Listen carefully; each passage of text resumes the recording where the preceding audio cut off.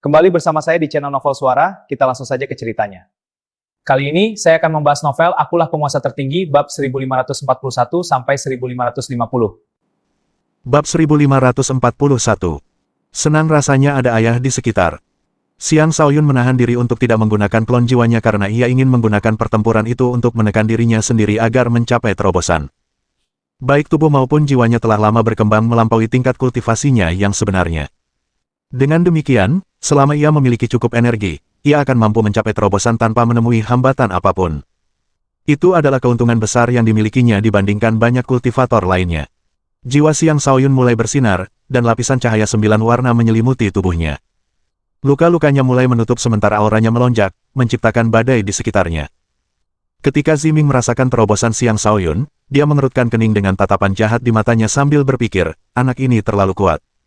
Jika dia dibiarkan tumbuh, dia pasti akan menjadi musuh tangguh Tuan Muda.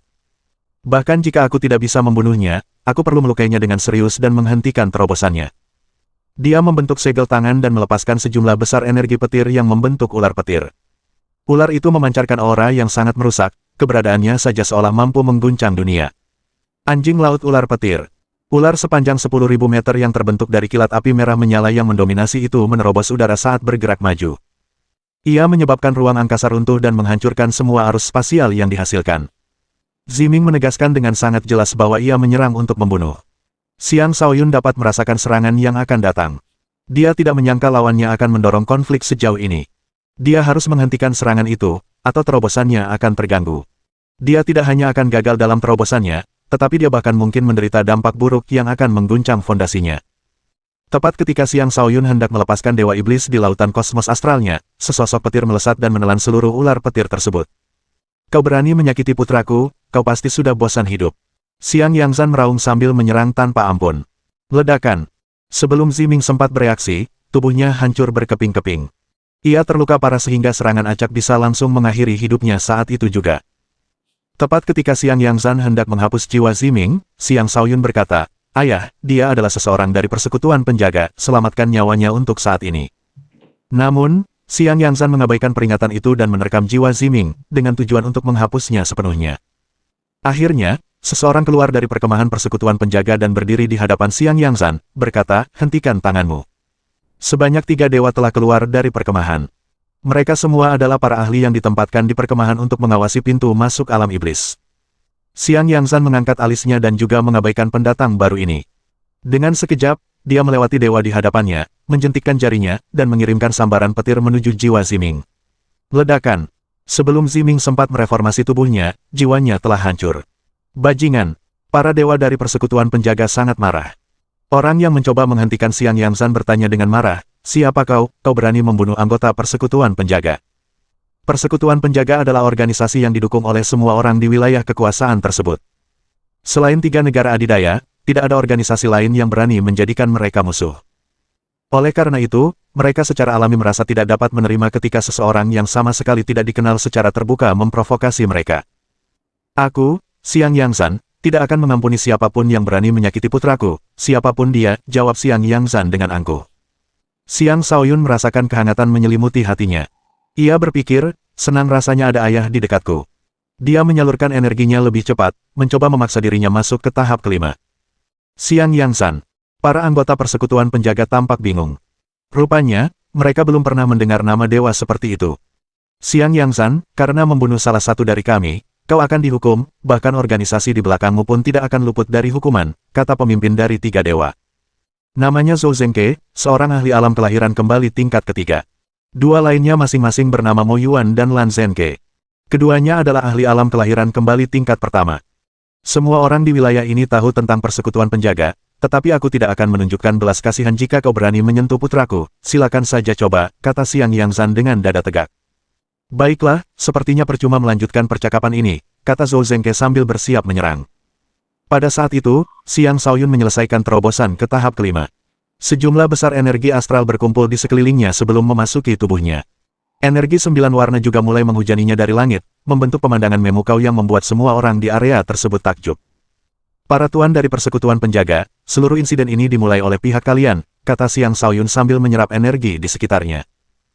Karena kebaikan hati, Saya datang membawa informasi tentang para iblis. Sebagai balasannya, orang-orang kalian mencoba membunuh saya. Apakah ini masih persekutuan penjaga yang ketat dan tidak memihak seperti yang kita kenal? Siapa kau? Beraninya kau mempertanyakan persekutuan penjaga, kata Mo Yuan. Lan Zhenke berkata, seorang kultivator dengan 9 kekuatan, dia pastilah murid pribadi wakil ketua Guild Gei, Xiang Shaoyun.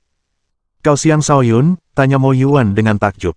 Mengapa orang-orang kami mencoba membunuhmu tanpa alasan? Tanya Zhou Zhenke. Kau harus menanyakan itu padanya, kata Xiang Shaoyun sambil menunjuk ke arah Zi Xinghe. Semua orang menatap Zi Xinghe. Meskipun banyak orang menatapnya, Zi Xinghe tidak menunjukkan rasa takut. Dia terbang ke langit dan berkata, aku tidak pernah mencoba membunuhmu, kau mencoba menerobos masuk ke perkemahan kami. Itulah sebabnya aku mencoba menghentikanmu, namun, kau bereaksi dengan menyerangku, bahkan Xi Ming terbunuh, kau dan ayahmu pantas mati. Xiang Shaoyun menatap lurus ke arah Zi Xinghe dan memarahi, kau tidak pernah mencoba membunuhku, aku hanya di sini untuk bertemu dengan dewa dari guild yang memiliki informasi tentang iblis. Informasi itu sangat penting, tetapi alih-alih menyampaikan pesan untukku, kau malah memprovokasiku dan menyerangku. Apakah kau tidak akan mengakui apa yang telah kau lakukan? Sembari berbicara, ia menyelesaikan penyerapan energi dan mencapai terobosan. Terobosan itu memperkuat tubuhnya, dan auranya melonjak. Dengan kekuatan yang baru didapatnya, tatapannya saja sudah membuat Zi Xinghe mundur selangkah karena takut. Bab 1542. Perubahan yang mengejutkan. Sangat sedikit kultivator yang mampu mencapai alam pertempuran surga tingkat kelima di usia semuda Xiang Shaoyun. Dia bahkan bukan kultivator alam pertempuran surga tingkat kelima biasa. Dia cukup kuat untuk melawan Sudo Dewa. Dengan kekuatannya saat ini, meskipun dia masih belum mampu menandingi Xi Ming yang telah meninggal, setidaknya dia akan menghadapi pertarungan yang lebih mudah. Adapun Zi Xinghe, dia jauh lebih lemah daripada Xiang Shaoyun meskipun juga memiliki kekuatan Sudo Dewa. Siapa tahu kau mata-mata iblis, bagaimana mungkin kami membiarkanmu bertemu dengan seorang bangsawan dari perkumpulan kami semudah ini, balas Zi Xinghe dengan keras kepala. Karena anggota guild penjaga lainnya tahu seperti apa Zi Xinghe itu, begitu mereka mendengarnya, mereka langsung menduga bahwa dialah kemungkinan besar si pembuat onar. Zi Xinghe, apakah kau yang menyebabkan semua ini? Tanya Zhou Zhenke dengan mengerutkan kening. Ekspresi Zi Xinghe berubah. Aku hanya menghentikannya agar tidak masuk ke perkemahan, dia terlalu sombong. Cukup, aku akan menyelidiki ini sendiri, sebelum kita mencari tahu apa yang terjadi, serahkan token penjagamu, kata Zhou Zhenke. Kenapa aku harus, dia orang luar, kata Zi Xinghe dengan marah. Hanya sejumlah token penjaga yang terbatas yang akan dibagikan. Setiap pemegang token adalah seseorang yang diakui oleh perkumpulan dan dapat dianggap sebagai anggota perkumpulan. Dengan token tersebut, seseorang dapat menikmati berbagai manfaat yang diberikan oleh perkumpulan. Manfaat ini akan sangat membantu kultivasi seseorang. Di wilayah kekuasaan tersebut, kebanyakan orang tidak akan berani menyakiti siapapun yang memiliki token seperti itu. Perlu diketahui bahwa Persekutuan Penjaga adalah organisasi yang diakui publik sebagai organisasi paling adil nomor 1. Publik sangat menghormati mereka karena tanggung jawab yang mereka emban. Selama bertahun-tahun, mereka bekerja tanpa lelah melawan iblis. Kontribusi mereka jelas terlihat oleh semua orang. Karena itu, tidak ada yang akan memprovokasi Persekutuan Penjaga tanpa alasan.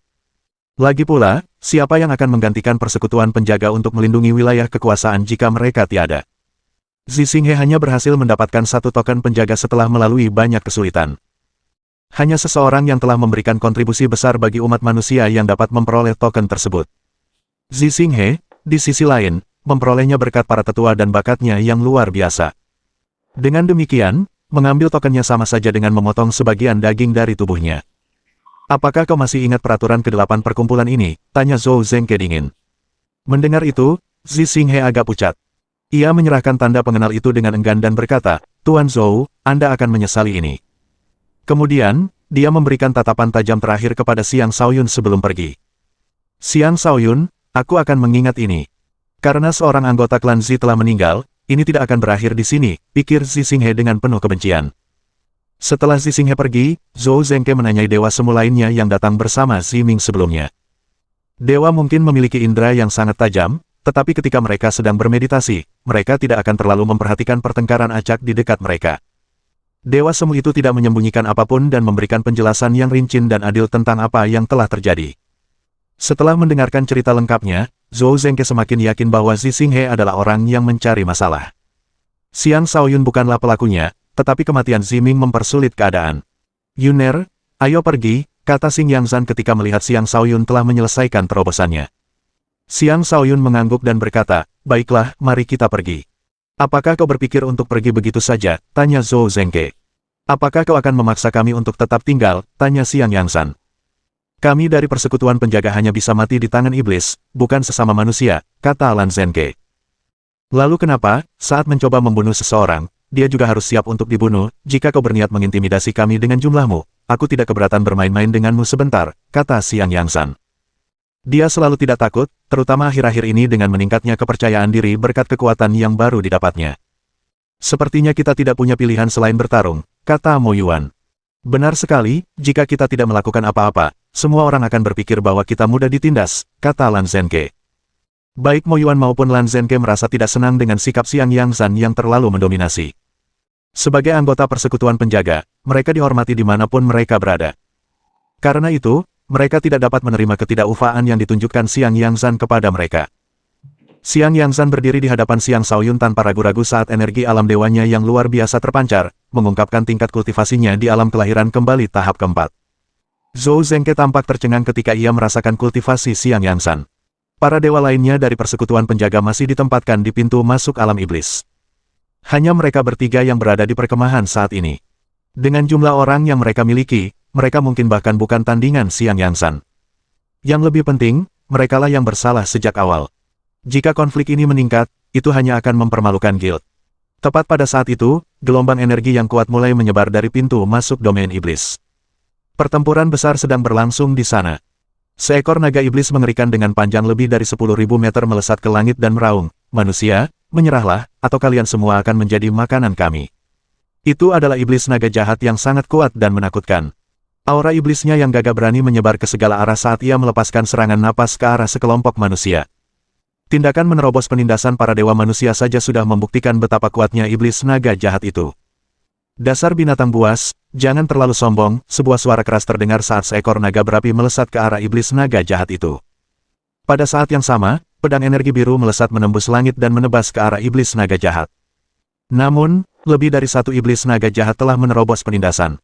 Beberapa dewa iblis yang menakutkan muncul bersamaan, menyebabkan luka parah pada manusia di dekat pintu masuk. Ini gawat, para iblis berniat menerobos langsung, seru Zhou Zengke dengan terkejut. Kemudian dia berkata kepada Mo Yuan dan Lan Zengke, kita perlu mendukung mereka, hal lain bisa menunggu. Dia kemudian pergi bersama Mo Yuan dan Lan Zengke, mengabaikan Xiang Yangzan dan Xiang Shaoyun. Yuner, kau harus segera kembali ke Sekte Ziling bersama orang-orangmu, kata Xiang Yangzan dengan nada tegas. Ayah tidak tahu ini, tapi aku sedang menjalankan misi dari guruku untuk menjaga tempat ini selama 3 tahun, aku baru di tahun pertama, jadi aku tidak bisa pergi, kata Xiang Shaoyun. Ayah, kultivasiku mungkin lebih rendah darimu, tapi aku lebih dari mampu melindungi diriku sendiri, jangan khawatir. Siapa peduli dengan misinya, hidupmu adalah satu-satunya hal yang penting, kata Xiang Yangzan. Sementara itu, Dewa Iblis dan sejumlah besar iblis menyerbu ke arah perkemahan Sekte Ziling. Bab 1543. Daun emas yang adil. Ini gawat, mereka menuju ke tempat kita, seru Xiang Shaoyun kaget sambil bergegas kembali ke perkemahan. Ia bergerak begitu cepat sehingga bahkan para dewa pun tak dapat menandingi kecepatannya. Namun, Xiang Yangzan bahkan lebih cepat darinya. Xiang Yangzan bagaikan lembing ungu, melesat menembus udara dan tiba seketika sebelum para iblis menuju ke perkemahan Sekte Ziling. Para iblis, kalian pasti sedang mencari kematian karena berani-beraninya menyentuh rakyatku, raungan Xiang Yangzan sambil energi petir mipen dari tubuhnya dan membentuk tombak petir yang tak terhitung jumlahnya. Tombak-tombak itu melesat ke arah para iblis dan seketika menghancurkan banyak iblis menjadi daging cincang. Bahkan Dewa Iblis pun meraung kesakitan akibat serangan itu. Dengan kekuatan Xiang Yangzan, hanya Dewa Iblis dengan tingkat kultivasi yang lebih tinggi darinya yang dapat mengancamnya. Perlu diketahui bahwa Xiang Yangzan pernah berpartisipasi dalam kampanye kota Bloodsin melawan para iblis. Kekuatannya tidak boleh diremehkan. Setelah mendapatkan warisan alien, ia menjadi semakin kuat. Adapun Xiang Shaoyun, ia memasuki perkemahan, mengumpulkan orang-orangnya, dan bersiap untuk mundur lebih jauh dari pintu masuk alam iblis. Para iblis pasti akan melancarkan invasi besar-besaran. Jika tidak ada ahli manusia lain yang datang, keadaan kemungkinan akan menjadi sangat buruk bagi dinasti Senja. Tidak ada orang biasa yang bisa selamat dari dampak pertempuran antar dewa. Umumnya, sebagian besar dewa tidak akan benar-benar bertarung di darat, karena mereka hanya akan menyebabkan kerusakan besar pada wilayah kekuasaan mereka. Paman kekaisaran terkuat dari dinasti Senja secara pribadi menghadapi iblis naga yang jahat, tetapi dikalahkan oleh kemampuan bawaan naga tersebut. Jika seorang dewa dari persekutuan penjaga tidak mendukungnya, dia pasti sudah dikalahkan. Sementara itu, iblis-iblis yang tak terhitung jumlahnya menyerbu keluar dari pintu masuk. Mereka belum pernah menyerbu pintu masuk ini dalam jumlah sebanyak ini sebelumnya. Jika ini terus berlanjut, tidak akan ada cukup manusia untuk menghentikan invasi mereka. Pertempuran semakin memanas, memaksa Guardians Guild untuk meminta bantuan secara terbuka. Lagi pula, apa yang dikatakan Xiang Shaoyun kepada mereka terlalu mengejutkan. Jika para iblis menyerah pada semua kota Bloodsin lainnya dan memfokuskan semua upaya perang mereka pada satu pintu masuk ini, mereka tidak akan mampu menahan para iblis dengan jumlah mereka saat ini. Hari ini adalah hari klan naga iblis memasuki wilayah ini. Seorang ahli mengerikan lainnya dari klan naga iblis muncul di medan perang. Auranya bahkan lebih menakutkan daripada iblis naga iblis sebelumnya.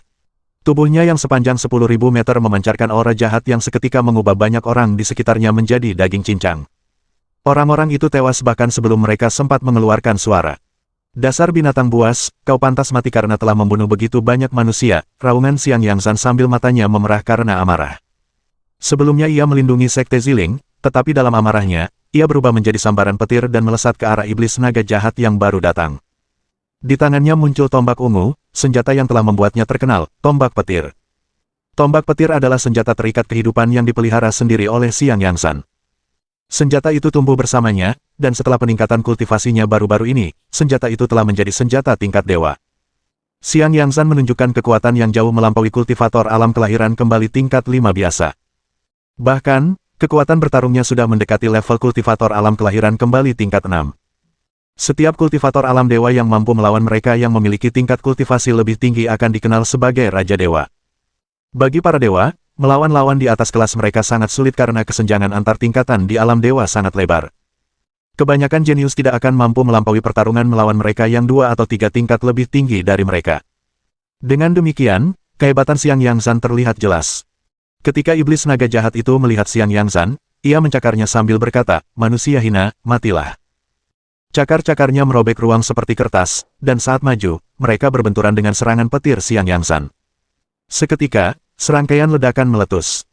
Dampaknya menciptakan badai, mengubah bebatuan dan pepohonan di dekatnya menjadi debu. Sungguh tabrakan yang mengerikan, seru Xiang Shaoyun dan yang lainnya dari kejauhan. Para anggota Sekte Ziling akhirnya dapat menyaksikan kekuatan Xiang Yangzan. Mereka sangat terkejut, karena mereka tidak pernah membayangkan bahwa pemimpin sekte mereka yang absen ternyata begitu kuat. Xiang Shaoyun berbalik, menghadap selir iblis, dan berkata, "Selir iblis, suruh roh pohon itu bergerak, kita perlu menekan invasi kali ini, atau tempat ini benar-benar akan hancur." "Biarkan saja, dinasti senja memang menyimpan niat buruk terhadapmu," kata selir iblis. "Saat menghadapi musuh yang kuat, kita tidak boleh membiarkan emosi mengaburkan penilaian kita," kata Xiang Shaoyun dengan tegas. Tepat ketika selir iblis hendak dengan enggan memanggil roh pohon, seberkas cahaya kemasan melesat dari cakrawala.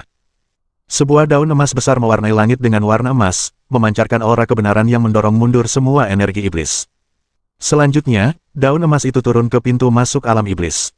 Aura kebenaran itu menekan semua iblis, seketika mengubah iblis yang tak terhitung jumlahnya menjadi daging cincang. Bahkan para suci iblis pun tidak selamat dari penekanan itu. Semua orang tersentak kaget. Apakah itu daun emas kebenaran dari Sekte Buddha Kebenaran? Bukankah sudah jelas, seorang biksu senior pasti telah tiba, akhirnya ada harapan lagi. Sekte Buddha yang saleh sangatlah kuat, mereka tidak lebih lemah dari Kamar Jalan Abadi, Istana Guangling, dan Aliansi Surgawi. Masyarakat hanya kurang takut kepada mereka karena para biksu itu jarang ikut campur dalam urusan dunia fana, namun, ketika seorang Buddha murka, para dewa dan iblis pun akan terpaksa mundur. Lihat, ada seseorang berdiri di atas daun emas, sepertinya itu kepala biara dari salah satu kuil cabang mereka. Aku tidak pernah tahu kepala biara ini juga seorang ahli alam dewa. Lebih banyak biksu berdatangan, bala bantuan Sekte Buddha yang saleh telah tiba, jangan menunggu, kita perlu mempertahankan pinggiran luar medan perang dan memastikan bahwa para iblis tidak memasuki wilayah kekuasaan. Xiang Shaoyun juga terkejut melihat daun emas itu. Daun itu memancarkan tekanan yang bahkan lebih berat daripada yang dia rasakan dari Markis Petir Ungu.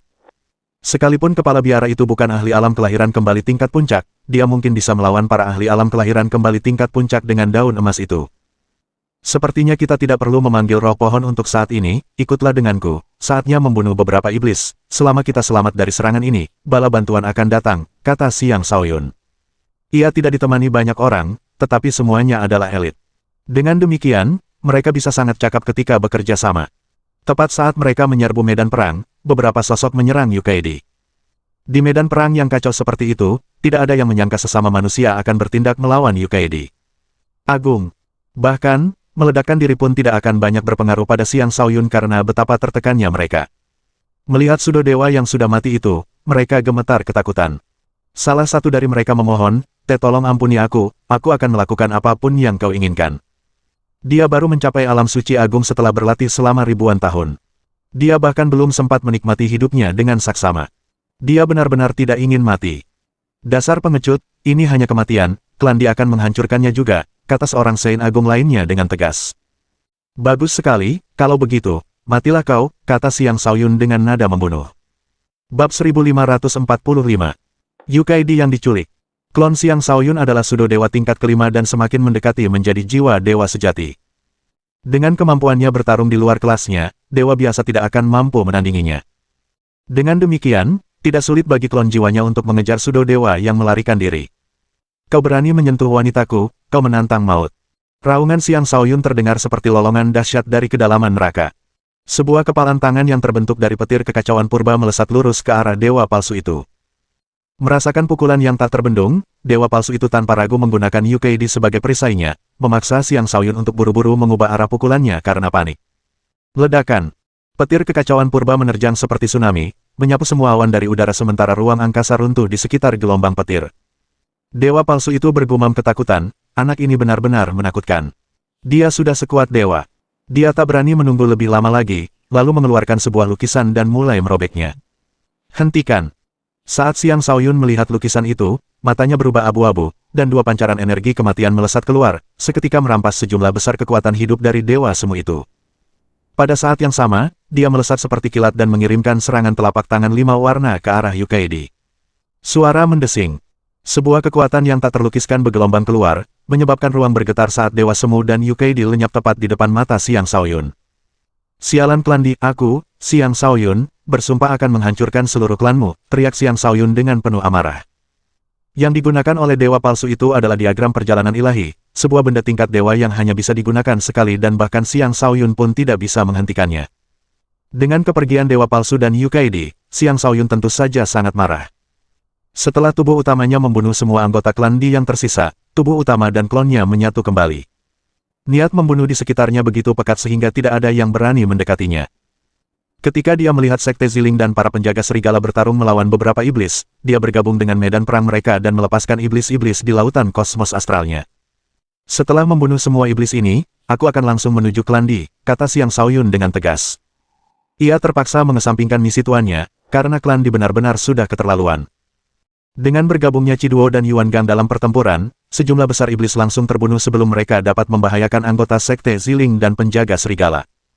Xiang Shaoyun juga ikut serta dalam pertempuran. Dia melepaskan domain neter kekaisarannya, menjebak banyak iblis di dalamnya sebelum membunuh mereka semua. Medan pertempuran sangat sengit, dengan manusia berdarah dan sekarat setiap saat. Tentu saja, banyak iblis juga tewas di medan pertempuran. Dengan daun emas Sekte Buddha Saleh yang menekan pintu masuk, tidak banyak iblis yang muncul. Dengan demikian, mereka hanya perlu fokus pada iblis yang sudah keluar dari pintu masuk. Para iblis sangatlah kuat, mereka berani menghadapi gelombang demi gelombang bombardir dari dinasti Senja sebelum terlibat dalam pertempuran jarak dekat dengan manusia. Dinasti Senja mungkin memiliki ratusan ribu tentara, tetapi hanya para ahli di alam raja dan yang lebih tinggi yang akan memiliki pengaruh berarti dalam perang. Bahkan mereka termasuk yang terlemah di medan perang dan hanya bisa bersatu untuk menimbulkan ancaman bagi para iblis yang menyerang. Dan saat seorang Saint Iblis muncul, manusia dengan tingkat kultivasi yang serupa harus menghadapi iblis tersebut. Manusia biasa tidak akan memiliki peluang melawan seorang Saint Iblis.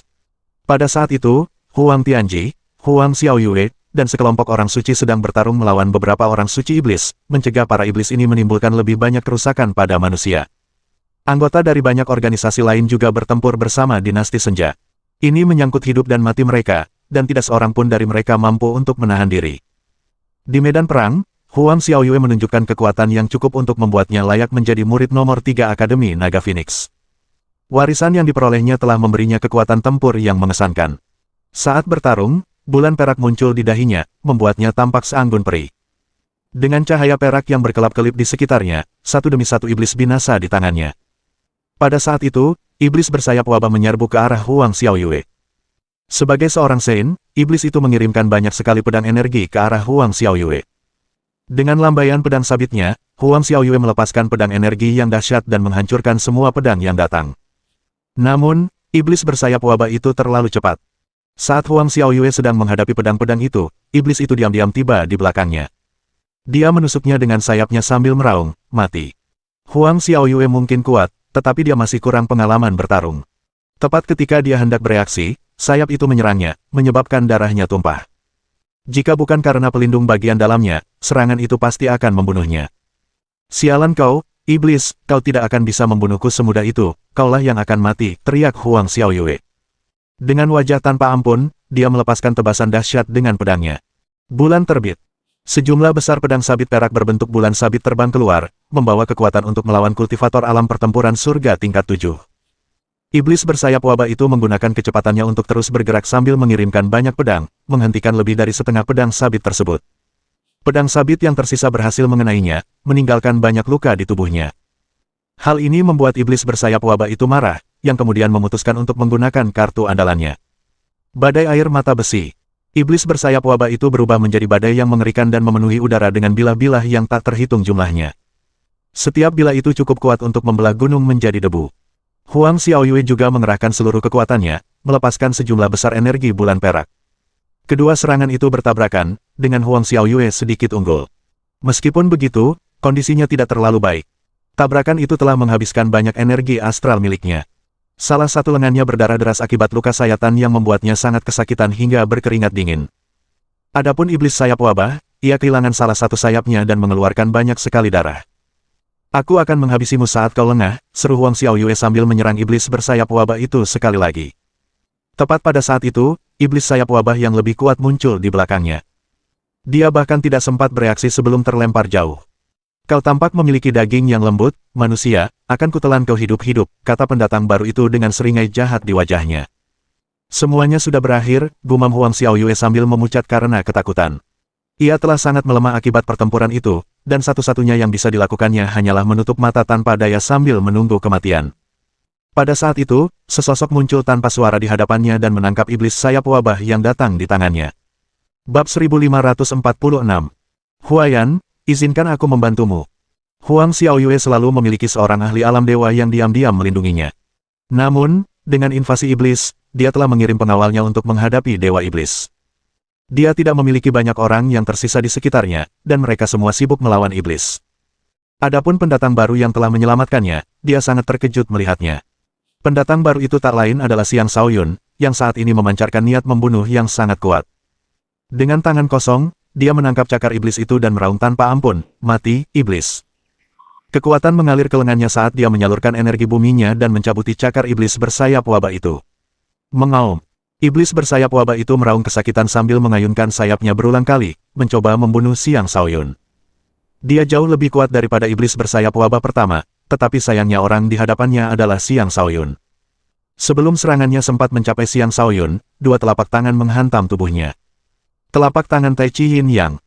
Kekuatan hidup dan mati berputar membentuk pusaran dan menghancurkan tubuh iblis itu berkeping-keping. Selanjutnya, Xiang Shaoyun menarik inti iblis dari dahi iblis bersayap wabah itu dan langsung melemparkannya ke mulutnya. Pemandangan itu membuat iblis bersayap wabah lainnya ketakutan, lalu buru-buru berbalik untuk pergi. Namun, bagaimana dia bisa lolos dari Xiang Shaoyun? Sebuah telapak tangan berapi melayang dan mencengkeram iblis itu, meninggalkan luka yang dalam di tubuh iblis tersebut. Luka itu cukup dalam hingga tulang-tulang iblis itu terlihat. Api berkobar dan membakar iblis itu hingga mati.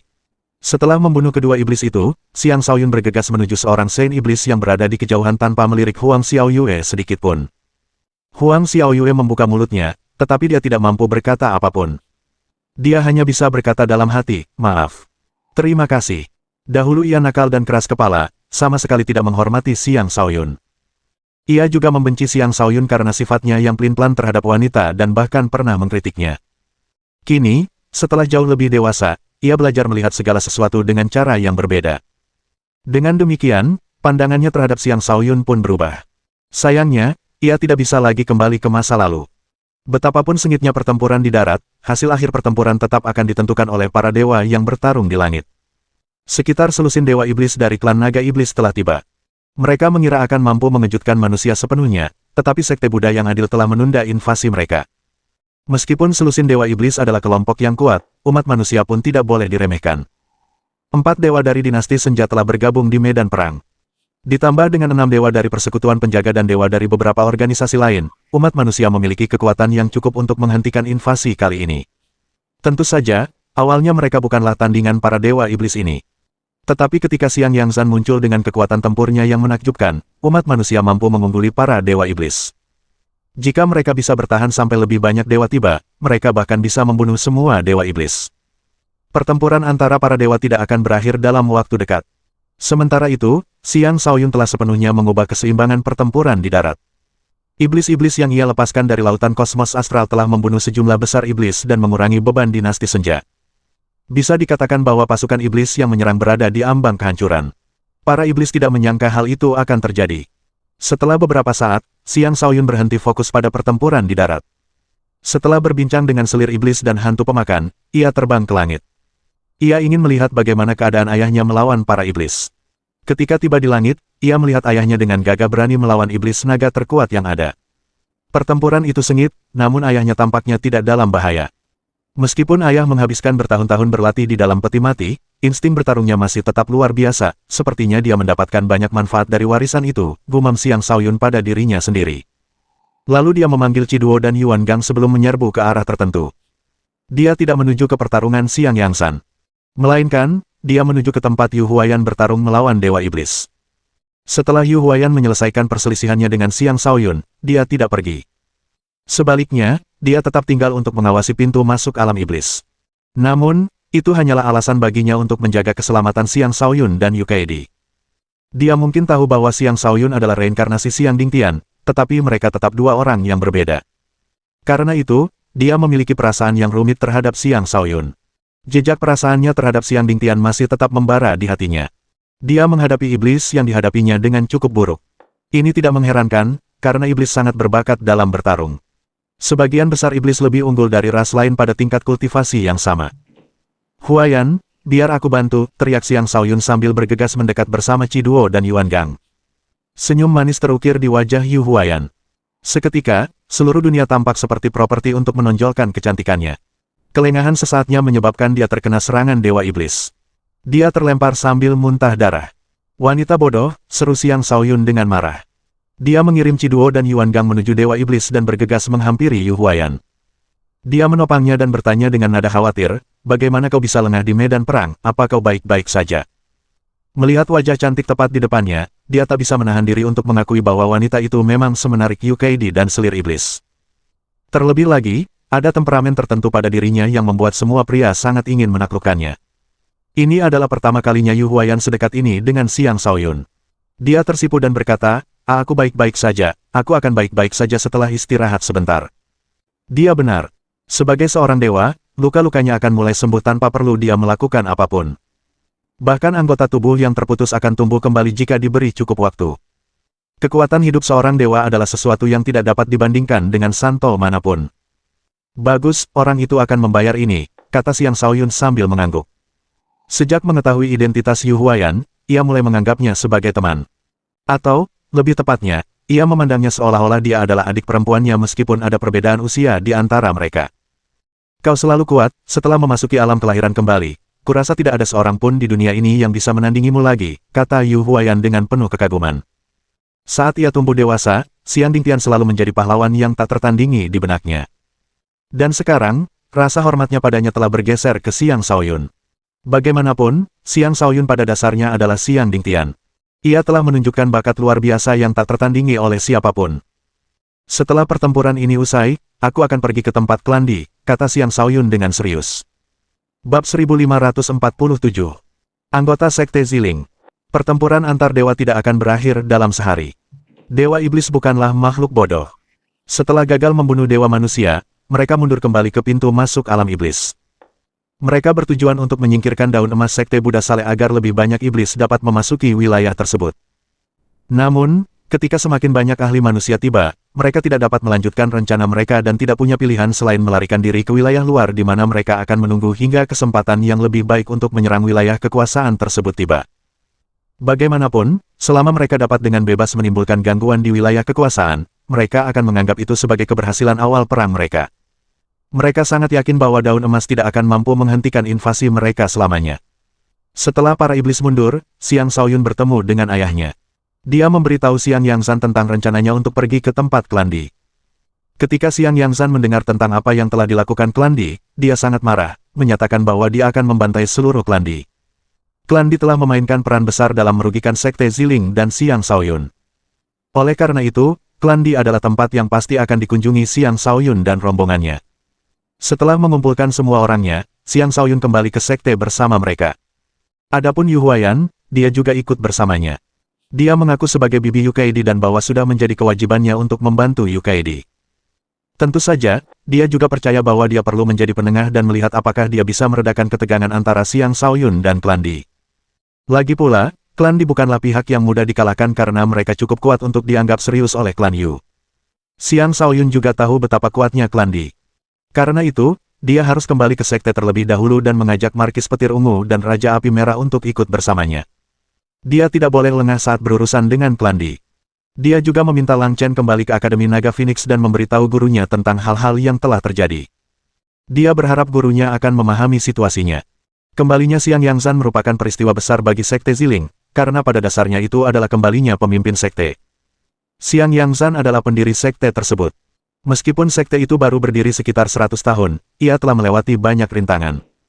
Dari para anggotanya, hanya Duo Ji, Pang Tongyuan, dan Yao Tua yang masih mengingat pemimpin sekte mereka yang hebat. Dari yang lain, sebagian besar tidak banyak mengetahui tentang Xiang Yangzhan. Sebaliknya, mereka lebih mengenal pemimpin sekte muda, Xiang Shaoyun. Xiang Yangzhan tentu saja tidak keberatan jika kebanyakan orang lebih mengenal putranya. Lagi pula, ia memang bermaksud agar Xiang Shaoyun mengambil alih sebagai pemimpin sekte. Xiang Yangzhan tidak lagi punya waktu untuk mengelola sekte. Dengan peningkatan kultivasinya, satu-satunya tujuannya adalah mengejar tingkat kultivasi yang lebih tinggi agar ia bisa mendapatkan kekuatan yang cukup untuk menghadapi penjajah alien dan menyelamatkan istrinya. Setelah kembali ke sekte, Xiang Shaoyun mengumpulkan semua anggota penting sekte tersebut. Dua dewa, Markis Petir Ungu dan Raja Api Merah, adalah pilar yang menjaga kestabilan sekte tersebut. Selain itu, Hantu Pemangsa, Hantu Hijau, Liu Qingchen, Keputusasaan, Bing Busi, dan para Sein tingkat atas lainnya juga merupakan kultivator luar biasa. Adapun alam penguasa, elit seperti Du Xuan Hao, Pang Tongyuan, Qian Furen, Emas Pertama, dan lainnya mengisi jajarannya. Orang-orang ini mampu melawan organisasi tingkat 8 manapun jika bekerja sama. Di antara mereka, Li Juetian, Yao Jiao, Ugly Gambler, dan Du Wusheng telah sepenuhnya ditaklukkan oleh Scarlet Flame Monarch dan telah menjadi anggota penuh sekte tersebut. Keempat penjahat itu sudah lama meninggalkan kota Bloodsin. Dengan Li Juetian sebagai pemimpinnya, mereka membentuk kelompok kecil namun solid. Li Juetian tetap tinggal, menunggu Raja Api Merah memenuhi janjinya sebelumnya mengenai warisan orang tua tiga pemutus. Sesuai janjinya, Raja Api Merah telah membawa Li Juetian keluar untuk mencari warisan lelaki tua tiga pemutus akhir-akhir ini. Li Juetian telah mendapatkan manfaat dari warisan tersebut dan telah menjadi seorang Sein tingkat puncak. Yao Jiao juga telah memasuki alam pertempuran surga. Sementara itu, penjudi jelek hanyalah seorang Pseudo Sein. Du Wusheng juga telah berkembang pesat. Bagi sekte tersebut, mendapatkan mereka sebagai anggota sama seperti seekor harimau mendapatkan sepasang sayap. Murid Xiang Shaoyun, Guo Po, juga telah kembali setelah menempa dirinya jauh dari sekte selama beberapa tahun. Dia bukan lagi pemuda yang belum dewasa seperti dulu. Sebaliknya, dia adalah seorang pemuda yang telah melalui baptisan darah. Usianya baru awal 20-an, tetapi auranya yang mengesankan menunjukkan bahwa dia adalah kultivator alam langit tingkat 9, menjadikannya kultivator terkuat di generasinya di Sekte Ziling. Dengan matanya yang unik, bahkan kultivator alam kenaikan naga biasa pun tidak akan mampu menandinginya. Selain itu, Yao Qian, yang sebelumnya tidak mampu berkultivasi, akhirnya mencapai tingkatan surga dalam sekali lompatan setelah sekitar 10 tahun kerja keras. Dia telah mencapai alam penguasa, berkembang dengan kecepatan yang bahkan membuat Gong Qingyin merasa tertekan. Perlu diketahui bahwa Gong Qingyin telah berlatih keras dengan sumber daya yang ditinggalkan Xiang Shaoyun. Meskipun demikian, ia hanya mencapai alam penguasa tingkat keempat. Ia juga berkembang pesat dengan dao kecapinya. Bagi seorang kultivator biasa, bahkan maju satu tingkat dalam 10 tahun dapat dianggap sebagai hasil yang sangat baik. Yao Qian tidak hanya meningkatkan kekuatannya, tetapi ia juga mewarisi keahlian Yao Tua. Ia telah menjadi seorang alkemis yang luar biasa dan memiliki penguasaan alkimia yang cukup untuk membuat Yao Tua pun merasa malu. Setelah beberapa tahun bekerja keras, ia telah jauh melampaui Yao Tua. Semua ahli ini adalah sumber daya yang telah dikumpulkan sekte tersebut secara bertahap selama bertahun-tahun. Setelah beberapa waktu, para pendatang baru pada akhirnya akan menggantikan generasi yang lebih tua, memastikan transisi yang mulus ke generasi berikutnya dalam sekte tersebut. Setelah semua orang tiba, Xiang Shaoyun menawarkan tempat duduk utama kepada Xiang Yangzan, yang menerimanya tanpa ragu-ragu. Terlepas dari kekuatannya, sebagai ayah Xiang Shaoyun, Xiang Yangzan lebih dari pantas untuk menduduki tempat duduk tersebut. Semua orang menebak identitas Xiang Yangzan begitu melihatnya. Jantung mereka berdebar kencang karena Xiang Shaoyun telah memimpin sekte tersebut selama beberapa tahun terakhir. Xiang Yangzan mungkin adalah pemimpin sekte yang lama, tetapi dia tidak memiliki pengaruh di antara anggota baru ini. Karena itu, beberapa dari mereka merasa tidak dapat menerima bahwa dia mengambil alih sekte utama begitu dia kembali. Mereka hanya tetap tenang karena menghormati Xiang Shaoyun. Semuanya, mungkin kalian belum tahu siapa saya, tapi itu tidak masalah, kalian akan segera mengenal saya, karena saya adalah ayah dari anak ini, Xiang Yangzan, pendiri sekte Ziling. Sayangnya, sekte ini hampir menyebabkan putra saya kehilangan nyawanya. Untungnya, putra saya adalah seorang jenius super, dia tidak hanya berhasil menjaga sekte tetap terkendali, tetapi bahkan telah mengembangkan sekte ini hingga mencapai tingkat yang begitu tinggi. Sebagai ayahnya, saya tentu saja merasa senang. Saya harap semua orang dapat tetap bersatu seperti satu keluarga besar, bersama-sama. Kita akan membawa sekte ini ke tingkat yang lebih tinggi. Mereka yang berani memprovokasi kita akan dibantai seluruh keluarganya, kata Xiang Yangzan. Dia tidak mengucapkan kata-kata manis, hanya berbicara dari lubuk hatinya. Tentu saja, kejujuran dan sikap tulusnya adalah alasan mengapa dia berhasil membangun organisasi yang cukup kuat di masa lalu. Kata-katanya tentu saja cukup menyenangkan telinga orang-orang ini, tetapi ini tetaplah dunia di mana kekuatan adalah yang terpenting. Tanpa kekuatan yang cukup, tidak pantas baginya untuk terus menjadi pemimpin sekte. Xiang Yangzan menyapu pandangannya ke arah kerumunan. Aura alam dewanya berripples keluar, memenuhi setiap sudut dan celah aula besar. Bab 1548. Klan Di. Xiang Yangzan hanya melepaskan seuntai energi alam dewanya, tetapi itu memberi tekanan luar biasa pada semua orang yang hadir, seolah-olah sebuah batu besar menekan dada mereka. Bernapas menjadi sulit, terutama bagi mereka yang telah menunjukkan rasa jijik mereka terhadap Xiang Yangzan. Sangat hebat, seru semua orang dalam hati saat pendapat mereka tentang dirinya berubah sepenuhnya. Bahkan Markis Petir Ungu dan Raja Api Merah mengubah cara pandang mereka terhadapnya ketika mereka merasakan betapa kuatnya dia. Mereka mengira Xiang Yangzan hanyalah seorang Sein tingkat akhir. Sungguh mengejutkan, dia ternyata sangat kuat dan menakutkan. Dia pasti telah mengalami pertemuan yang sangat menguntungkan. Xiang Shaoyun tahu bahwa Xiang Yangzan hanya berusaha menunjukkan kedudukannya di sekte, jadi dia tetap diam. Xiang Yangzan tidak terlalu memaksa. Dia menarik auranya, tertawa kecil, dan berkata, ada satu hal yang ingin saya umumkan, dengan ini saya menyerahkan posisi pemimpin sekte kepada putra saya, Xiang Shaoyun. Mulai hari ini, dia akan bertanggung jawab atas sekte ini, saya sudah terlalu tua untuk ini. Kemudian sebuah token muncul di tangannya. Dia melemparkannya ke arah Xiang Shaoyun.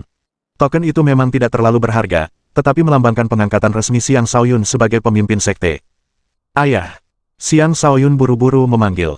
Namun, Xiang Yangzan menyela dan berkata, Yuner, jangan khawatir, aku sudah mantap dengan keputusanku. Ya, ayah, jawab Xiang Shaoyun ketika melihat tatapan tegas di mata ayahnya. Dengan itu, ia resmi menjadi pemimpin sekte Ziling. Selanjutnya, Xiang Yangzan meninggalkan kursi utama. Xiang Shaoyun mengambil alih kursi utama, memandang semua orang, dan berkata, kalian semua sudah mengetahui hal ini, tetapi dia adalah ayahku dan mantan ketua sekte, sekarang aku adalah ketua sekte yang baru, dan semua orang di sini adalah saudara-saudaraku yang telah melalui banyak kesulitan bersamaku. Hari ini, aku bersumpah bahwa selama aku masih hidup, aku tidak akan memperlakukan siapapun di sini dengan tidak adil. Kalian tidak hanya akan diberikan sumber daya kultivasi yang besar, tetapi junior kalian juga akan menerima dukungan yang layak dari sekte. Semua kemuliaan, kemegahan, kekayaan, dan kekuasaan akan dibagi di antara kita semua. Terima kasih, Ketua Sekte, ucap semua orang dengan penuh rasa syukur. Mereka mengenal Xiang Shaoyun dengan baik. Mereka yakin dia akan menjadi pemimpin yang baik. Tentu saja, syaratnya adalah kesetiaanmu kepada sekte. Setiap pengkhianat akan dihukum mati seluruh keluarganya, kata Xiang Shaoyun dengan aura dominan yang terpancar darinya. Tidak seorang pun meragukan kemampuannya untuk melakukan hal itu, dan mereka dalam hati memutuskan untuk mengabdikan diri pada sekte tersebut. Bahkan mengabaikan kekuatan Xiang Yangzan sebagai dewa, Xiang Shaoyun sendiri pasti akan mencapai puncak kultivasi di masa depan. Mereka yang berada di sisinya saat ini akan menjadi pengikut seniornya ketika ia mencapai puncak di masa depan. Manfaat besar menanti mereka. Selanjutnya, Xiang Shaoyun mengirim beberapa anggota yang lebih lemah pergi dan hanya mempertahankan yang terkuat. Kemudian dia memberitahu mereka rencananya untuk mengunjungi klan Di. Dia tidak akan gegabah mencoba menghancurkan klan Di. Dengan demikian, tujuan utamanya adalah menyelamatkan UKD dan memberi pelajaran keras kepada klan Di. Tidak akan terlambat baginya untuk menghancurkan mereka sepenuhnya di masa depan ketika kesempatan yang lebih baik muncul. Oleh karena itu, dia hanya akan membawa yang terkuat di antara mereka bersamanya. Yang lain akan tinggal di belakang untuk mengawasi sekte tersebut. Mereka yang dibawanya termasuk Markis Petir Ungu, Raja Api Merah, Hantu Pemangsa, Hantu Hijau, Keputusasaan, Bing Busi, dan Liu Qingchen. Tak satu pun dari orang-orang yang dipilihnya lebih lemah dari alam suci puncak. Xiang Yangzhan tentu saja akan ikut serta dalam misi tersebut. Bagaimana mungkin dia berdiam diri ketika menantunya diculik? Adapun para malaikat bersayap 10, Xiang Shaoyun tidak berencana membawa mereka bersamanya. Situasinya belum cukup genting sehingga dia membutuhkan bantuan mereka. Bagaimanapun, dia akan merasa lebih tenang mengetahui bahwa mereka menjaga sekte tersebut. Adapun Balai Suci dan klan Xiang Shaoyun juga tidak memanfaatkan orang-orang mereka. Kedua organisasi tersebut memiliki wilayah masing-masing yang harus dilindungi. Selain itu, mereka juga tidak memiliki banyak dewa. Kecuali benar-benar diperlukan, Xiang Shaoyun akan menyembunyikan mereka sebagai kartu truf. Setelah membuat semua pengaturannya, Xiang Shaoyun menuju Provinsi Api Di bersama orang-orangnya. Klan Di telah mengambil alih Provinsi Api Mengamuk dan mengganti namanya menjadi Provinsi Api Di. Adapun wilayah utama mereka, didirikan di tempat bernama Kota Api Di. Dulunya merupakan kota kecil yang tidak dikenal, tetapi dengan klan Di menjadikan tempat itu sebagai basis mereka, kota itu berkembang menjadi kota besar. Meskipun tidak sebanding dengan kota klan Yu, kota ini masih jauh lebih besar daripada kota Ziling. Bahkan sekarang, kota ini masih dalam proses perluasan, karena klan Di bertujuan untuk membangun kota tersebut menjadi kota kekaisaran yang akan menunjukkan martabat sebuah klan kekaisaran. Di zaman kuno, klan Di dulunya merupakan klan kekaisaran. Namun setelah bencana besar, mereka menghilang dari gurun barat. Kini setelah mereka kembali, jelas bahwa mereka telah cukup berkembang untuk membangun kembali dinasti mereka. Tentu saja, menaklukkan seluruh gurun barat bukanlah hal yang mudah. Itulah salah satu alasan mereka mengusulkan aliansi dengan klan Yu. Hanya dengan persetujuan klan Yu mereka dapat menaklukkan gurun barat dan membaginya di antara mereka berdua. Tentu saja, alasan kedua mereka mencari klan Yu adalah karena fisik Phoenix UKD sangat cocok untuk Dimi. Setelah berhubungan intim dengan UKD, Dimi akan mampu mendapatkan fisik pertempuran Phoenix yang sempurna. Tidak hanya kekuatannya akan bertambah, tetapi ia juga akan mendapatkan fondasi yang kuat untuk pendakiannya ke alam dewa di masa depan. Berbeda dengan organisasi lain yang lebih memilih mendirikan markas mereka di pegunungan tinggi, klan Di mendirikan organisasi mereka di kota Api Di. Bagian tengah kota dijadikan wilayah pribadi mereka. Segel spasial yang sangat kuat, yang bahkan para santo pun tidak dapat menembusnya, melindungi tempat itu. Itulah kekuatan formasi tingkat dewa, dan formasi itu akan tanpa ampun melenyapkan siapapun yang berani mengganggu tempat mereka. Bangunan-bangunan indah menghiasi area inti kota, seperti istana kekaisaran, pavilion, bangunan dengan ukiran naga, kaca berwarna, genteng giok, cat merah yang megah, taman bebatuan, aliran sungai, bunga-bunga yang tak terhitung jumlahnya, dan pepohonan yang indah. Tempat itu bagaikan surga di mana pemandangan mempesona terbentang di depan mata setiap langkah yang diambil. Tentu saja, hanya mereka yang pernah merasakan puncak kemewahan yang mampu membangun tempat seindah ini. Seorang kultivator biasa bahkan tidak akan terpikir untuk membangun tempat seperti ini. Selain kekuatan mereka, memiliki seorang ahli formasi alam dewa tingkat atas juga merupakan salah satu alasan mereka pernah berhasil membentuk sebuah dinasti. Para ahli formasi alam dewa tidak hanya dapat mencari urat kristal tingkat atas, tetapi juga meletakkan formasi ofensif dan defensif yang kuat. Selain itu, para ahli formasi dapat menciptakan beberapa diagram unik seperti diagram perjalanan ilahi, sebuah item yang hanya dapat dihasilkan oleh ahli formasi alam dewa. Dewa biasa tidak akan mampu menciptakan sesuatu seperti itu. Selain itu, klan Di juga memiliki garis keturunan Phoenix, garis keturunan yang memastikan kekuatan mereka terus berlanjut. Konon, seorang leluhur klan Di pernah bersetubuh dengan seekor Phoenix. Karena itu, keturunan leluhur tersebut mewarisi garis keturunan Phoenix, sehingga meningkatkan kemampuan tempur mereka. Bab 1549. Di Monarch. Jauh di dalam markas klan Di terdapat sebuah aula kuno. Di kursi utama duduk sesosok figur yang tampak sangat hidup. Orang biasa tidak akan bisa melihat bahwa figur itu sebenarnya adalah klon, bukan tubuh asli. Sosok itu adalah klon dari seorang dewa. Dengan mahkota Phoenix di kepalanya dan baju zirah dari bulu Phoenix di tubuhnya, klon itu diselimuti lapisan energi api yang membuatnya tampak seperti Phoenix hidup yang memancarkan keanggunan dan keagungan tanpa batas. Itu adalah klon dari Patriark klan Di saat ini.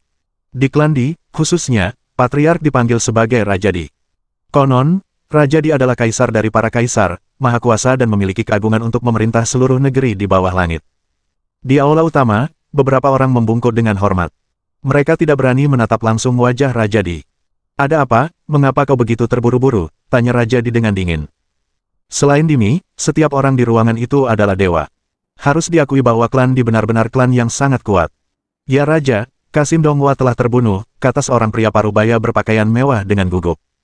"Oh, apa yang terjadi?" tanya Raja dengan acuh tak acuh. Pria parubaya itu memberikan versi sederhana dari semua yang telah terjadi. Sementara itu, Dimi menunggu dengan tenang di samping. Dia mungkin seseorang dari cabang kerajaan dan bahkan telah diangkat sebagai pangeran, tetapi di hadapan Raja, dia bukan siapa-siapa. Lebih jauh lagi, dialah penyebab kematian Kasim Dong. Jika Raja menuntut pertanggungjawabannya, dia akan menderita. "Apakah wanita dengan wujud Phoenix ada di sini?" tanya sang Raja. "Tidak," kata pria parubaya itu dengan kepala tertunduk. "Tidak." Sang Raja tertawa dingin sebelum menghela napas dan berkata, "Aku penasaran apakah klan Di memang tidak berguna ataukah dia memang terlalu hebat." Dimi mengertakkan giginya dan berkata, "Yang mulia Raja, Yukeidi adalah wanita Siang Shaoyun. Siang Shaoyun adalah murid pribadi Lord Guardian Gei. Saya menduga kematian Kasim Dong ada hubungannya dengan Gei." Tepat setelah dia berbicara, sang Raja mendengus. Dengusan itu menghantam dada Dimi seperti guntur, membuatnya terlempar sambil batuk darah. "Kau bahkan tak bisa berurusan dengan seorang wanita, apa hakmu untuk berbicara buruk tentang orang lain?" kata Raja dengan nada tidak senang. "Dengan garis keturunan kita lebih dari mampu menyempurnakan fisik Phoenix kita, tapi sepertinya keadaan telah memburuk jika menyangkut generasi terbaru." Setelah mengalami 9 kematian dengan Sutra Phoenix abadi, pemilik wujud Phoenix akan mengalami kelahiran kembali sejati, mendorong garis keturunan ke puncaknya. Namun, kau malah merendahkan diri sedemikian rupa sehingga mencoba mencuri garis keturunan Phoenix orang lain. Kau mempermalukan klan Di. Raja tidak hanya tidak puas dengan Dimi, tetapi ia juga merasakan hal yang sama terhadap semua orang yang hadir. Tidak diragukan lagi bahwa Sutra Phoenix abadi klan Di adalah salah satu metode kultivasi terkuat yang ada. Dipadukan dengan garis keturunan Phoenix mereka akan mampu menempa tubuh abadi yang sejati. Raja sendiri hanya mengandalkan dirinya sendiri untuk mencapai titik kelahiran kembali sejati dengan sutra tersebut. Itulah mengapa ia menjadi cukup percaya diri untuk membiarkan klan Di mengakhiri pengasingan mereka. Sayangnya, garis keturunan Phoenix mereka tampaknya semakin langka di kalangan generasi muda. Bahkan sang raja pun tidak bisa berbuat apa-apa. Generasi baru hanya bisa mengandalkan diri mereka sendiri jika ingin meningkatkan garis keturunan tersebut ke tingkat yang lebih tinggi. Dia tidak akan bisa berbuat banyak untuk mereka. "Tenangkan amarahmu, Yang Mulia, garis keturunan Phoenix wanita itu benar-benar kuat, dia bahkan memiliki Phoenix sebagai tunggangannya, jika tidak, kami tidak akan mengizinkan pangeran melakukan itu," kata pria parubaya itu. "Oh, menarik, sepertinya klan Yu baik-baik saja," kata Raja dengan ekspresi penasaran. "Selidiki kematian Kasim Dong, jika Gei benar-benar dalangnya, jangan lakukan apapun untuk saat ini, jika bukan dia, bunuh pelakunya, siapapun dia, tidak seorang pun dapat berharap untuk terus hidup setelah menyinggung klan Di kita." "Ya, Raja," jawab semua orang. Tepat pada saat itu, Di Monarch mengangkat alisnya dan mendongak. "Sepertinya kau tidak perlu lagi mencari pelakunya, mereka sudah tiba." Kemudian, klon sang raja menghilang dari tempat duduknya. Pada saat yang sama, Siang Shaoyun duduk di atas mani di langit di atas kota api Di. Ayahnya, Markis Petir Ungu, Raja Api Merah, dan para ahli lainnya dari Sekte Ziling telah tiba bersamanya. Klan Di benar-benar telah berkembang pesat, sebuah kota kecil telah tumbuh menjadi kota yang begitu megah, seru Markis Petir Ungu dengan takjub. "Sekalipun kota ini tampak megah, suatu hari nanti aku akan meratakannya," kata Siang Shaoyun dengan tegas. "Benar sekali, kita tidak perlu membuang-buang waktu untuk berbicara dengan mereka, mari kita masuk ke dalam dan selesaikan urusan kita di sini," kata Siang Yangsan. Kemudian, ia mengirimkan pancaran sinar dari jarinya ke arah pusat kota. Sinar itu mirip dengan sambaran petir raksasa, membanjiri kota dengan cahaya ungu terang. Sinar itu sangat dahsyat, mampu mengubah kota biasa menjadi kawah besar seketika. Tepat sebelum serangan itu mengenai sasaran, sesosok muncul tanpa suara dan menghalangi sinar tersebut. "Kurang ajar, beraninya kau menyerang klan Di," kata klon raja di saat ia muncul di hadapan mereka. Dengan kemunculannya, formasi tingkat dewa di kota itu aktif, membentuk penghalang pertahanan yang kuat di sekitar kota. Aktivasi mendadak formasi tersebut membuat semua anggota klan Di ketakutan. "Apa yang terjadi? Mengapa formasi ini aktif? Lihat ke atas, apakah ada yang menyerang kita? Tadi aku melihat kilat menyambar ke arah kita, pasti ada yang menyerang kita, sungguh bodoh sekali dia. Sosok itu tampak sangat familiar, apakah dia Di Monarch?" Suara-suara diskusi terdengar di seluruh klan saat mereka semua bersiap untuk berperang. Di antara mereka ada Di Batian, yang menatap Xiang Yangzan dan Xiang Shaoyun dengan rasa takut di matanya. Dia mungkin telah mendapatkan banyak kekuatan selama bertahun-tahun, menjadi ahli alam pertempuran surga tingkat puncak, tetapi Xiang Shaoyun telah berkembang dengan kecepatan yang bahkan lebih cepat. Terlebih lagi, Xiang Yangzan juga telah muncul kembali. Di Batian selalu takut pada Xiang Yangzan. Karena itu, hampir naluriah baginya untuk merasa takut saat melihat Xiang Yangzan. Xiang Yangzan, Xiang Shaoyun, kalian berdua sedang mencari kematian, kata Di Batian dengan nada mengejek setelah menenangkan diri sejenak. Sebagai anggota klan Di, ia tentu menyadari betapa kuatnya klan tersebut. Mereka tidak akan mampu menaklukkan provinsi api di secepat itu jika tidak demikian. Baginya, Xiang Yangzan dan Xiang Shaoyun sama saja sudah mati begitu mereka menginjakkan kaki di kota mereka. Sejumlah besar dewa klan Di melayang ke langit, dan pertempuran besar tampaknya akan segera terjadi. Bab 1550. Pertarungan. Jika pemimpin klan Di saja sudah menunjukkan diri, bagaimana mungkin para dewa klan lainnya tidak ikut menunjukkan diri? Sebanyak 7 dewa muncul. Salah satunya hampir setara dengan Markis Petir Ungu, dan dia, khususnya, tampak sangat tua. Jelas, dia adalah monster tua dari klan Di. Rencana awal Xiang Shaoyun adalah menyelinap ke kota dan menyelamatkan UKD sebelum melakukan hal lain. Namun, baik ayahnya maupun Markis Petir Ungu lebih menyukai menyerang klan Di secara langsung. Keduanya ingin menggunakan kesempatan ini untuk melihat seberapa kuat klan Di sebenarnya. Bagaimanapun, jika mereka gagal setelah menyelinap ke kota, mereka mungkin malah terjebak, yang akan jauh lebih merugikan bagi mereka. Akan lebih baik bagi mereka untuk menghadapi klan Di secara langsung. Anjing-anjing dari klan Di, bebaskan menantu perempuanku, atau hari ini adalah hari di mana klan Di akan lenyap, kata Xiang Yangzan sambil memegang tombaknya. Dari mana datangnya anjing gila ini, berani-beraninya kau menghina klan Di, matilah, seru seorang dewa klan Di sambil mengayunkan pedangnya ke arah Xiang Yangzan. Langit terbelah saat pedang itu tiba-tiba melayang di hadapan Xiang Yangzan.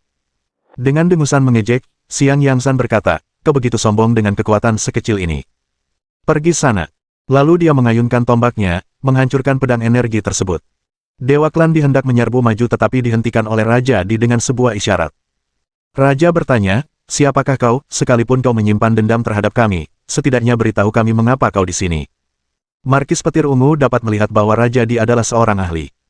Dia melangkah maju dan berkata, kami dari Sekte Ziling, klan Di Anda telah berulang kali mengejar kami, dan Anda bahkan telah menculik istri pemimpin sekte kami, beri kami penjelasan, atau hari ini akan menjadi hari kami menghancurkan klan Di.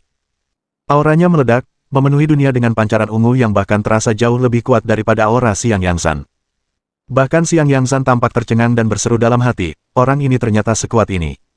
Xiang Yangzan baru saja bertemu kembali dengan Xiang Shaoyun. Karena itu, Xiang Shaoyun belum berkesempatan menceritakan rahasianya kepada ayahnya, termasuk asal-usul Markis Petir Ungu, Raja Api Merah, dan yang lainnya. Bahkan, dia tidak menyadari bahwa Markis Petir Ungu sebenarnya juga merupakan penjaga klan Xiang. Ketika Raja Di merasakan kekuatan Markis Petir Ungu, jejak ketakutan muncul di wajahnya. Klonnya jelas bukan tandingan Markis Petir Ungu. Meskipun klan Di memiliki cukup banyak dewa, tak satu pun dari mereka yang mampu menghentikan Markis Petir Ungu. Apakah ada di antara kita yang menangkap seseorang dari Sekte Ziling? Tanya Raja Di. Seseorang dari di klan maju dan berkata, tidak, kami tidak melakukannya. Omong kosong, kau mengirim seorang kasim tua untuk membunuhku terlebih dahulu sebelum mengirim seseorang untuk menculik KD. Tidak ada keraguan tentang itu, jangan menyangkal apa yang telah kau lakukan, kata Xiang Shaoyun. Tidak berarti tidak, silakan percaya apapun yang Anda inginkan, jika Anda berniat menyerang kami, segalanya tidak akan berakhir baik bagi Anda, kata Raja Di. Seorang klon belaka bisa begitu sombong, upayamu untuk membunuh putraku saja sudah cukup untuk menjatuhkan hukuman mati padamu, kata Xiang Yangzan sambil menusukkan tombaknya ke arah Raja Di. Xiang Yangzan mungkin tampak bertindak gegabah, tetapi ia hanya melakukannya karena kepercayaan dirinya yang tinggi. Selama bertahun-tahun terperangkap di dalam peti mati, kesadarannya telah dipindahkan ke alam luar. Ia telah melawan alien setiap hari, mengalami cukup banyak pertempuran untuk menjadikannya dewa pembantaian. Karena itu, ia tidak takut bahkan pada mereka yang memiliki tingkat kultivasi lebih tinggi darinya. Demi putranya, ia tidak akan menahan diri. Kurang ajar, beraninya kau menyerang raja, semuanya, bunuh mereka, perintah seorang dewa klan Di sambil terbang keluar dan menghadang serangan itu. Baiklah, mari kita bertarung, hari ini, mari kita saksikan seberapa kuat sebenarnya klan Di, kata Xiang Shaoyun. Dengan orang-orang ini, mereka tidak punya peluang melawan kita, tapi pemilik klon itu mungkin cukup mampu, kata Markis Petir Ungu sambil bergegas maju untuk bertempur bersama Xiang Yangzan. Raja Api Merah berkata, Aku belum pernah mengalami pertarungan yang memuaskan setelah memasuki alam dewa, kalian akan menjadi latihan yang sempurna untukku. Kemudian, ia melepaskan domain api sejati, menyelimuti para ahli klan di dalam lautan api. Adapun Yu Huayan, ia terus mengawasi Xiang Shaoyun, khawatir seseorang akan mencoba mencelakainya. Kau tidak perlu tetap di sisiku, jika kau benar-benar ingin membantu Kaidi, lakukanlah, aku yakin kita akan mampu memaksa mereka untuk membebaskannya, kata Xiang Shaoyun. Setelah ragu sejenak, Yu Huayan berkata, hati-hati. Dia kemudian ikut bergabung dalam pertempuran.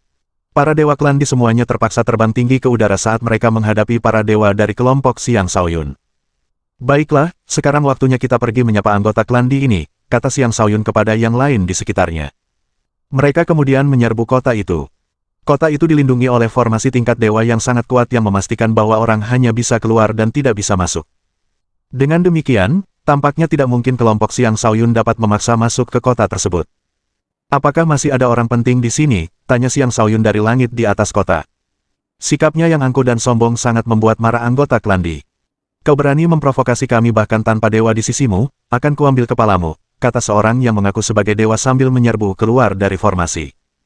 Saudara ketujuh, izinkan saya membantumu, kata sosok sudut Tuhan lain sambil bergegas keluar dari formasi. Harus diakui bahwa klan Di memang sangat kuat.